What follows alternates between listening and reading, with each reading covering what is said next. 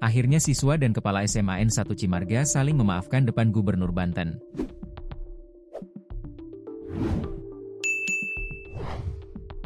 Akhirnya konflik antara siswa dengan kepala sekolah SMA N1 Cimarga selesai dengan saling memaafkan.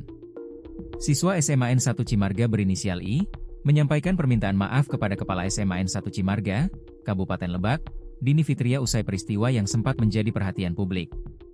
Penyampaian permohonan maaf itu difasilitasi langsung oleh Gubernur Banten Andra Soni, di ruang kerjanya di kawasan Pusat Pemerintahan Provinsi Banten, KP3B, Rabu, 15 Oktober 2025.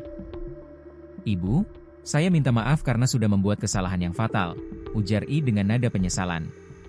Kepala SMA N1 Cimarga, Dini Fitria, juga menyampaikan permohonan maaf, dan harapan agar permasalahan tersebut menjadi pelajaran bagi semua pihak. "Ibu maafkan, dan ibu juga minta maaf terkait kata-kata ibu. Semoga di hati kamu lukanya nanti hilang," katanya. Dini juga mengingatkan Indra agar meneladani pesan Gubernur Andra Soni.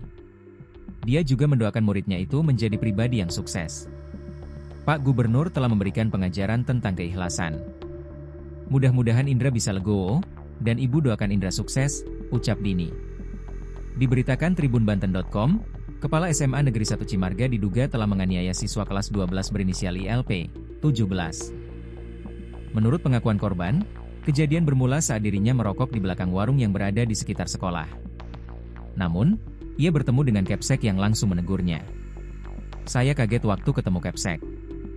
Rokok langsung saya buang, tapi disuruh nyari lagi sama kepala sekolah," jelasnya melalui sambungan telepon, Sabtu, 11 Oktober 2025. "Enggak ketemu-ketemu, lalu Kepsek bilang saya bohong. Terus beliau marah, nendang saya di bagian punggung, terus nampol saya di pipi kanan," sambungnya. Ia mengaku tidak hanya mengalami kekerasan fisik, tetapi juga mendapat makian dengan kata-kata kasar saat peristiwa itu terjadi. "Kepsek bilang goblok, anjing, terus nyuruh saya nyari rokok lagi, padahal udah nggak ada," ujarnya. Setelah itu, ILP kemudian dibawa ke ruang sekolah dan kembali dimarahi di hadapan beberapa guru. Beliau masih marah-marah, bilang kami nggak menghargai, dan katanya baru pertama kali marah sampai seperti itu, katanya. Sementara itu, Dini Fitria buka suara terkait dugaan kekerasan yang menyeret namanya.